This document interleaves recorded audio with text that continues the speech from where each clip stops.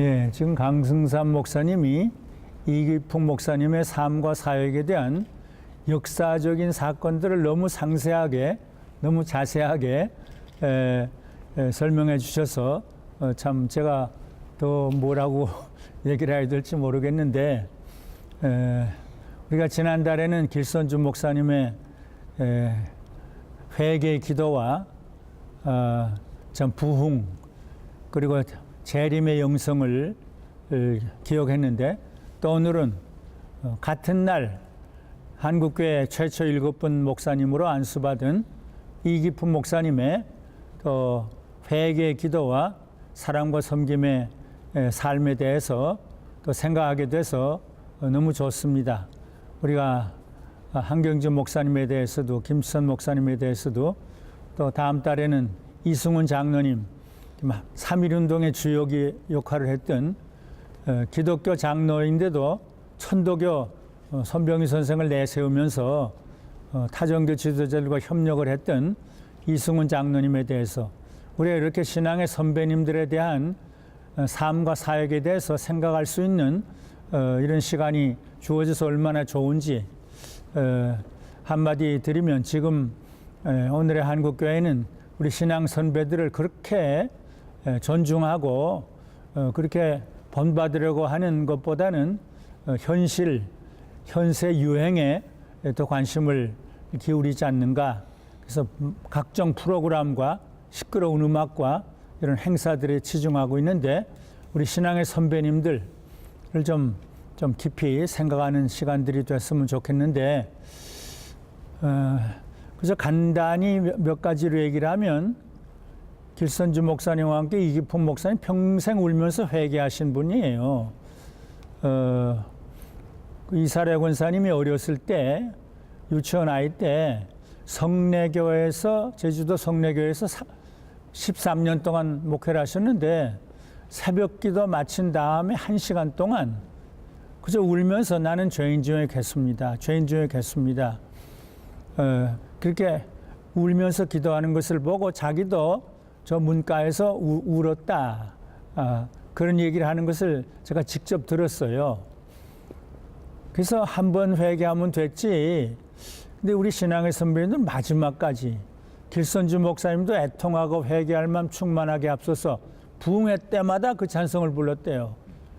예, 이기풍 목사님도 그러셨고, 그 다음 둘째는 회개를 하고 나니까 사도 바울도 그랬지만 주님 사랑, 이웃 사랑, 불쌍한 사람을 섬기는 것. 제주도 복음화가 이기풍 목사님, 유남의 사모님이 없었다면 이루어지지 않았을 거라. 전라도 복음화도.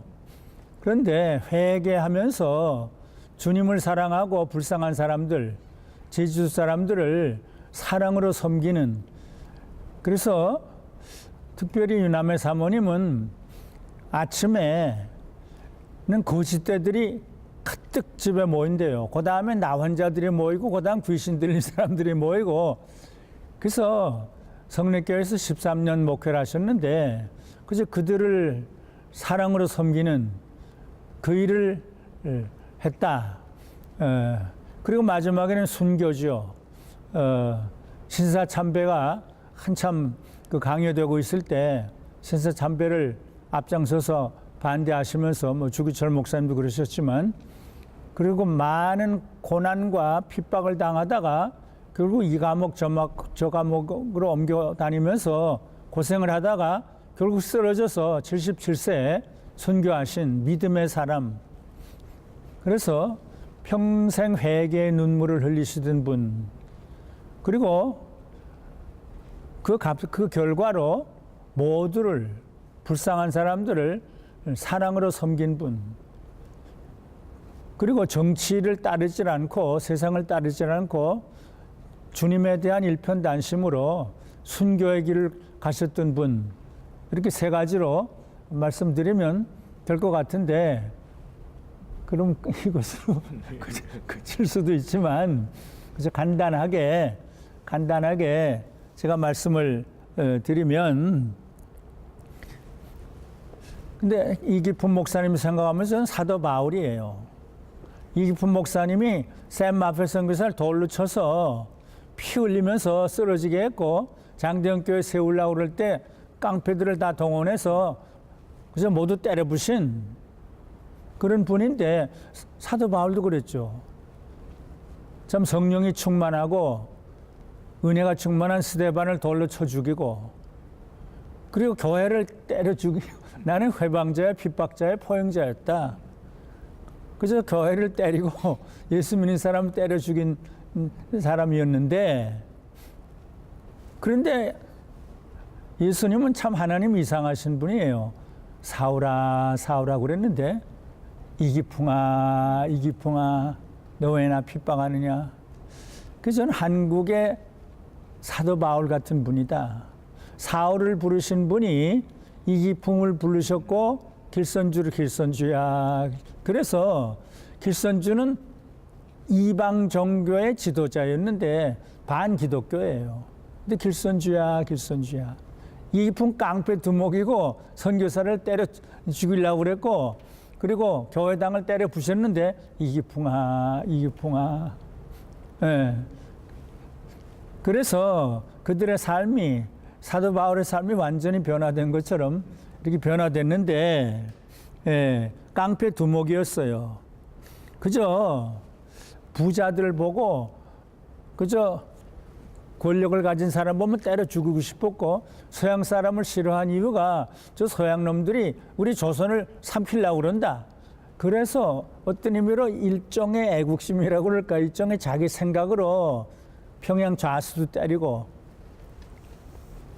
샘 마페 선교사도, 샘 마페 선교사가 회개하고 예수를 믿으라. 그런데 그냥 돌로 쳐요. 그래서 쓰러져요. 그래서 의기양양하죠. 그런데 이기풍아 이기풍아. 근데 금방 회개를 안 했다고 그래요. 근데 그때 무슨 전쟁으로 원산에 잠깐 가는데 스왈렌 선교사가 지나가다가 회개하라 그런데, 하늘에서 무슨 소리지? 소리가 들리는 것 같아서 거기서 무릎을 꿇고 회개했는데, 당장에, 그게 28살인데 당장에 샘 마페단에 안 가고 좀 얼마 후에 샘 마페단에 가서 무릎 꿇고 회개를 하니까 잃었던 양 한 마리가 돌아왔다. 그리고 그를 끌어안고, 그러니까 그의 삶이 완전히 변화돼서 1907년 9월에 한국의 최초의 7분 목사님들이 안수를 받는데, 샘 마페 선교사가 안수를 하죠.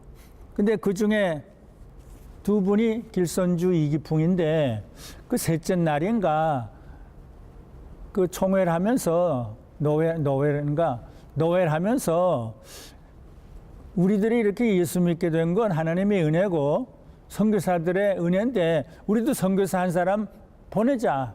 근데 그때 제주도는 외국과 같았대요. 말도 습관도 모든 게 틀렸대요. 근데 그때 제가 가겠습니다 하고 나선 사람이 이기품 목사였대요. 근데 이기품 목사를 참 협력한 분이 유남의 사모님. 유남의 사모님은 그때 그 선교사의 그 양딸이고, 근데 샘 마페 선교사가 중매를 해가지고 결혼을 했는데, 유남의 사모님이 그래 제주도 가야지 그 결심을 해놓고 며칠 후에 아이고 난 못 가겠어, 내가 어떻게 가. 근데 유남의 사모님, 우리가 안 가면 제주도 사람 누가 구원해요, 누가. 그래서 유남의 사모님이 그렇게 해가지고 1908년이지 8년에 갓난 아기를 데리고 떠나는데 그냥 평양에 있는 신자들이 다 울었대요. 그래서 인천에서 배를 타고 목포지? 목포 군산 갔다가 또 목포에 갔는데 더 이상 갈 수가 없어서 사모님이랑 여기는 거기 있고 이기품 목사님 혼자 그렇게 어려운 그 과정을 거쳐서 추자도에 가서 그 다음에 성례교에서는 13년이래요. 하는데 그저 사랑이에요. 물론 기도가 첫째지만 사랑이 없는 건 그 기도도 아니라고도 이사야가 그러긴 그랬는데, 그저 구렁이 신에게 산 구렁이 신에게 아이를 제물로 바친데 들어가서 그저 구렁이를 때려 부시고 아이를 살리기도 하고, 귀신 들린 사람을 살리기도 하고, 그저 불쌍한 사람들을 돕는 일을 주로 했다고 그래요. 귀신 들린 사람 살린 얘기를 그 딸 이사레 원사님이 재밌게 썼는데, 늘 그저 막 귀신 들린 사람이 막 그저 이렇게 했는데 하루는 저도 못하대요. 그래서 왜 그러냐? 저 귀신 왕이 늘 나를 도와줬는데 지금은 천사들이 와서 내가 어떻게 할 수가 없다. 그런 얘기를. 그래서 이기품 목사님이 기도하니까 그 사람이 나중에 회개하고 집사도 되고. 그래서 그저 어려운 사람들. 그래서 아침에는 거지떼가 그 집에 가득하고, 조금 있으면 나환자 병자들이 가득하고, 그 다음엔 미친 사람들이 가득하고, 계속 그래서 제주도가 복음화가 되고, 제주도 노회를 세우고, 교회를 많이 개척하고, 총회장도 되고, 근데 거기에 그치질 않고 전라도에 가서, 전라도 그저 여기저기 다니면서 복음을 전했다고 그래요.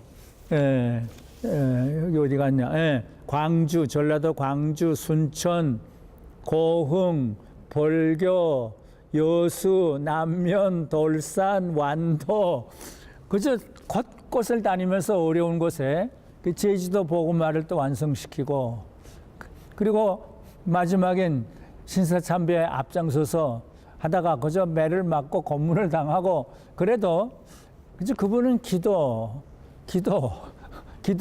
지나다가 너무 심하게 매를 맞아서 쓰러져서 세상을 떠나게 됐는데, 이제 마지막으로 우리는 이기품 목사님의 삶을 돌아보면서 한 사람의 생애와 운명이 예수님을 믿음으로 완전히 바꾸어지는 것을 보게 돼요. 사울이 그랬죠. 길선주 그랬죠. 이기품 깡패 그랬죠. 완전히 기질도 습관도 생각도 다 바꿔줘요. 기질도 습관도 운명도 완전히 바꿔질 수 있구나. 그리고 한 사람의 운명이 바꿔지니까 제주도가 바꿔지고 전라도가 바꿔지고, 사실 우리는 지금 길선주 목사님, 이기품 목사님 없었다면은 최걸룡 목사님, 주기철 목사님, 손양원 목사님 없어서 우리가 존재할 수 있을까? 한국교회가 존재할 수 있을까? 나라의 운명도 바꿔질 수가 있구나. 6사람만 있다면 난 늘 그래요. 저는 12사람이라고 그랬는데, 길선주, 이기품, 최걸룡, 주기철, 손양원, 한경직, 이런 분들 6분만 있다면, 저들의 운명도 바꿔지고, 이 나라의 운명도 바꿔질 수 있구나. 저는 그런 생각을 하면서 이기품 목사님과 유남의 사모님에게 무한한 감사, 그들의 헌신, 제물되는 삶, 이기품 목사님 감사합니다. 저는 그래서 내가 주님 앞에 섰을 때 내 모습이 어떨까, 여러 가지 한 5가지 있는데, 하나는 선배님들 앞에 무릎을 꿇고, 내가 여기 지옥까지 안고 온 것은 선배님들 때문입니다. 선배님들 앞에 무릎을 꿇고다, 그런 생각을 하고 나는데, 이기품 목사님, 유남의 사모님 감사합니다. 존경을 또 표하고 표할 수밖에 없어요. 저는 그래서 선배들을 존경하면서 이기품 목사님의 아들들을 또 좋아하게 됐어요. 이기품 목사님 이사레 권사님과 친하게 지내고, 2009년 7월 27일 거행된 이사레 권사님의 장례식에 제가 가서 조사를 하게 됐어요.